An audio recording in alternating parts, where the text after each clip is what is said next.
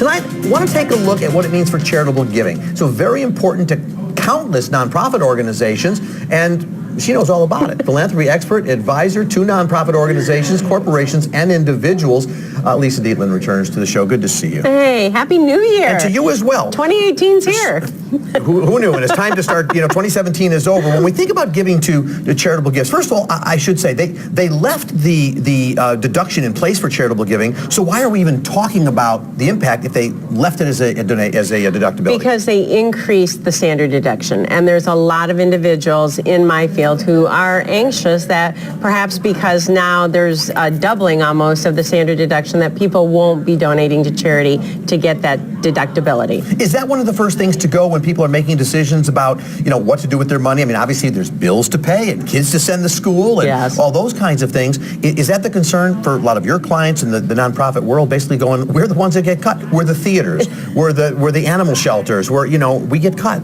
Well, no. I think that most of the people in my field think that there's great opportunity, that, Americans give to Americans, or that's what in our DNA, as I always share, that's how we were founded. There was no monarchy, there was no state religion that was going to build the first schools, the first orphanages, the first churches here, that we had to do it. And, what most people don't remember, Paul, is that it wasn't until 1935 that you could actually deduct charitable donations on your federal tax form. So we were giving long before we were allowed to deduct it, and I think we're going to be giving even more this year. Last year it was $393 billion, and my prediction this year is that we're going to exceed $400 billion in donations. And of course, we talked about this before, and the question as to if people give to something they care about, does it really matter what the laws are? They're going to give, but wouldn't you say what it might impact? I mean, if I care about my school or my church or synagogue or something like that, or animals like I do, I'm always going to give. But probably a change in tax laws or in standard deductions might influence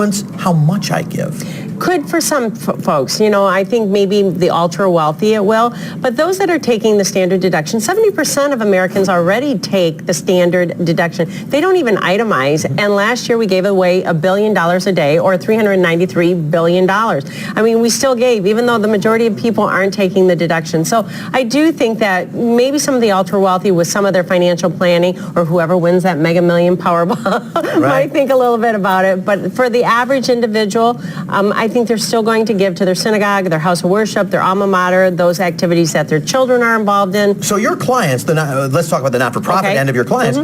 Are they concerned? Are they coming to you and go, Lisa, what do we do? We're in trouble this year, and you're saying don't worry about it? Correct. They aren't coming to me and saying we're worried about it. They're saying, okay, let's get ready for the gala. Let's get ready for the walk. Let's get ready for the year-end appeal or the next appeal that we're sending out or whatever celebration.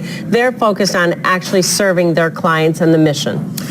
And do people, it's one thing, I suppose, to write a check at the end of the year and have that issue of deductibility in your mind. I wonder if there's a difference between if I'm going to pay money to go to a dinner, as you just said, I'm going to the gala, I'm going to buy something at the silent auction.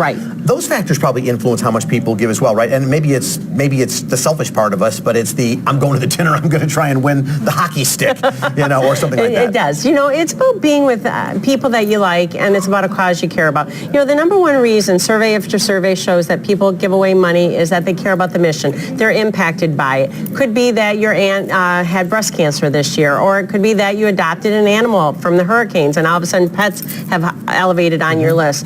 The second reason is they know somebody involved with the organization, so you get asked to that dinner, and you're there as a guest, and you say, I'm going to bet on that hockey stick or that baseball or whatever, so that I'm supporting this because my friend invited me, my friend paid for this table. Only about 6 or 7% of the people that are surveyed say that actually the reason they give is the tax deductibility. So this is a conversation you and I had actually at WGN Radio at the end of last year. My question now is, so it's 2018, do you recommend to people now as you think about charitable giving, everybody seems to wait till December, right? It's the end of the year. So I want to do this in January. Is this the time people should make those decisions? Absolutely. I say make a charitable plan of action. We set our goals, our resolutions, what we're going to do, lose weight, gain weight, get married, get divorced, buy a house, sell a house, whatever we're going to do. What are you going to do for charity? What do you want to do? Most of us give to 3 organizations automatically. We give to our house of worship, we give to our alma mater, and we usually give to the things that our kids are involved in. Could be their school, Boy Scouts, Girl Scouts, Big Brothers, Little Brothers, all those organizations, and maybe 1 or 2 others. But make a plan. You know those are coming up. Maybe something impacted in your family this year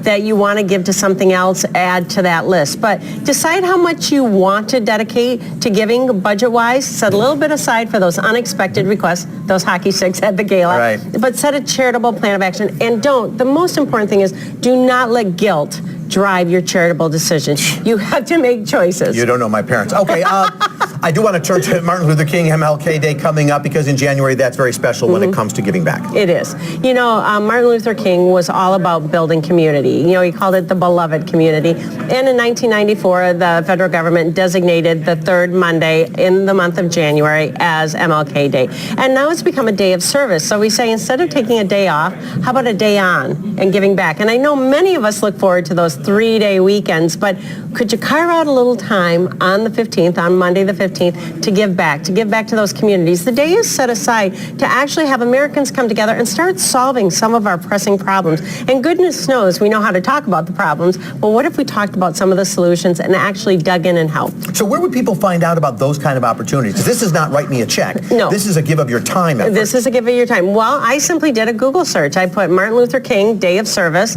Out comes the website. Click on it, go to it, and you can put in your zip code, and it will list all the activities taking place in that zip code area.